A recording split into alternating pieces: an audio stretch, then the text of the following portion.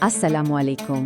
আজকে আমরা কোরআনের খুব গুরুত্বপূর্ণ একটা অধ্যায় সূরা আন-নিসার একদম পেছনের গল্পটা জানার চেষ্টা করব। চলুন তো দেখি কিভাবে একটা গোটা সম্প্রদায়ের প্রতিদিনকার জীবন, তাদের সমস্যা, তাদের লড়াই সবকিছু তাদের পবিত্র গ্রন্থের অংশ হয়ে উঠল। আজকের আলোচনার মূল ফোকাসটা ঠিক এটাই। দেখুন, কোনো পবিত্র গ্রন্থই কিন্তু আসলে শূন্য থেকে তৈরি হয় না, বরং সেগুলোর জন্ম হয় বাস্তব জীবনের নানা ঘটনা, নানা ঘাত প্রতিঘাতের ভেতর দিয়ে। আর সূরা আন-নিসা সেটা এর এক অসাধারণ উদাহরণ। তো চলুন মূল গল্পে ঢোকা যাক। এই অধ্যায়টা যদি ঠিকঠাক বুঝতে হয় তাহলে সবার আগে এর নামের পেছনের কারণটা আর সেই সময়ের ঐতিহ্যটা জানা দরকার। আচ্ছা, আন-নিসা এই শব্দটার মানে কি? এটা একটা আরবি শব্দ যা সহজ বাংলা করলে দাঁড়ায় নারী সমাজ। আর এই নামকরণটা কিন্তু এমনি এমনি হয়নি, কারণ এই সূরাতে খুব বিস্তারিতভাবে নারীদের অধিকার, তাদের সম্পর্ক আর বিশেষ করে উত্তরাধিকারের মতো ভীষণ গুরুত্বপূর্ণ বিষয়গুলো নিয়ে কথা বলা হয়েছে।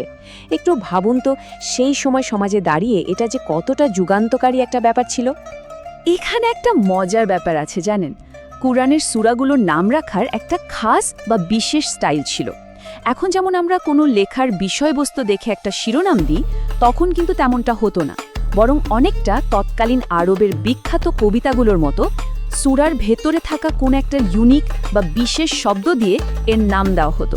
মানে এমন একটা শব্দ যেটা শুনলেই যেন পুরো সূরাটাই চোখের সামনে ভেসে ওঠে। এটা ঠিক শিরোনাম না, এটা অনেকটা একটা আদায়ত চিহ্নের মতো। আচ্ছা, এবার আমরা গল্পের একেবারে কেন্দ্রবিন্দুতে চলে যাব।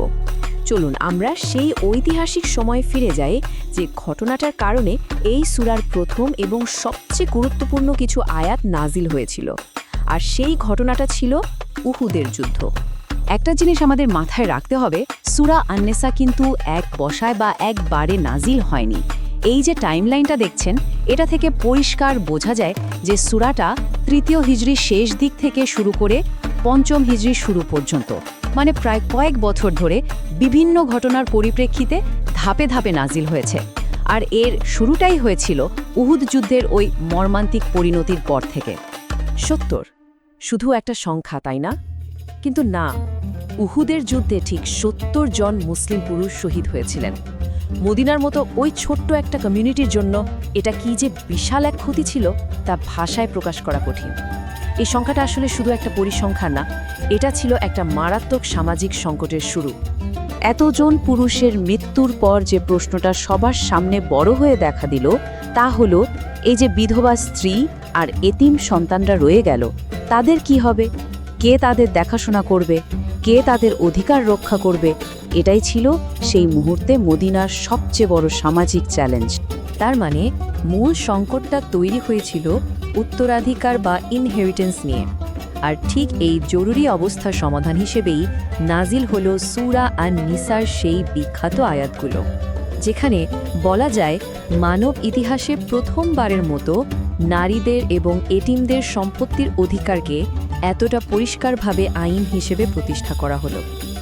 উহুদের যুদ্ধের পরের বছরগুলোতে মুসলিম কমিউনিটি কিন্তু থেমে থাকেনি। তারা নিজেদের গুছিয়ে নিয়ে আরও অনেক বেশি গতিশীল হয়ে ওঠে। আর এই চলার পথে বিভিন্ন সামরিক অভিযান আর লম্বা সফরের সময় তাদের সামনে আসে একদম নতুন কিছু চ্যালেঞ্জ। আর সেই নতুন চ্যালেঞ্জের জন্য প্রয়োজন হয় নতুন ঐশী নির্দেশনার। একটা উদাহরণ দিই, ৪র্থ হিজরিতে জাতুর-রিকা অভিযানের সময় যুদ্ধের ময়দানে শত্রুর আক্রমণের মুখে নামাজ পড়াটা একটা বিরাট চ্যালেঞ্জ ছিল। ঠিক তখনই সালাতুল খাউফ বা ভয়ের সময়ের নামাজের নিয়মটা নাজিল হয়। এটা ছিল স্বাভাবিক নামাজেরই একটা সংক্ষিপ্ত আর পরিবর্তিত রূপ। ব্যাপারটা কি প্রমাণ করে? এটাই যে ঐশী নির্দেশনাগুলো সবসময় বাস্তব পরিস্থিতিকে মাথায় রেখে আসতো। এর ঠিক পরের বছর মানে ৫ম হিজরিতে বনু মুস্তালিকের বিরুদ্ধে অভিযানের সময় আর একটা সমস্যা দেখা দিল। মরুভূমির ভেতর দিয়ে লম্বা সফরের সময় নামাজের আগে পবিত্র হওয়ার জন্য কোথাও কোনো পানি পাওয়া যাচ্ছিল না।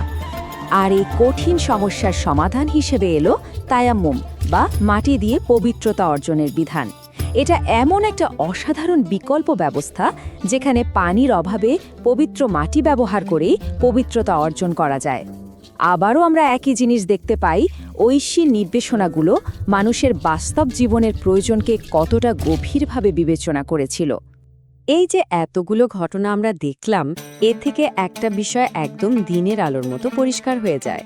সূরা আন-নিসা কোনো বিচ্ছিন্ন বা তত্ত্বীয় গ্রন্থ নয়, বরং এটা তার সময়ের ইতিহাসের একেবারে গভীরে প্রথিত একটা জীবন্ত দলিল। তাহলে পুরো আলোচনাটা থেকে আমরা কি বুঝতে পারলাম? প্রথমত, সূরা আন-নিসা কিন্তু একদিনে নাজিল হয়নি, এটা কয়েক বছর ধরে একটু একটু করে এসেছে। দ্বিতীয়ত, এর আইন কানুনগুলো এসেছে উহুদ যুদ্ধের মতো বড় বড় ঐতিহাসিক সংকটের সরাসরি সমাধান হিসেবে।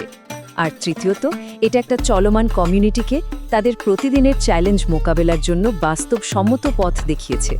তার মানে কি দাঁড়ালো? এটা কোনো স্থির জামেদ বই নয়, বরং এটা একটা জীবন্ত ডাইনামিক টেক্সট। সবশেষে একটা প্রশ্ন রেখে যাচ্ছি, কোনো একটা টেক্সটের পেছনের আসল গল্পটা যখন আমরা জানতে পারি, তখন কি সেটার মূল বার্তাটা বোঝার ক্ষেত্রে আমাদের দৃষ্টিভঙ্গিতে কোনো পরিবর্তন আসে? প্রশ্নটা থাকলো একটু ভেবে দেখার জন্য।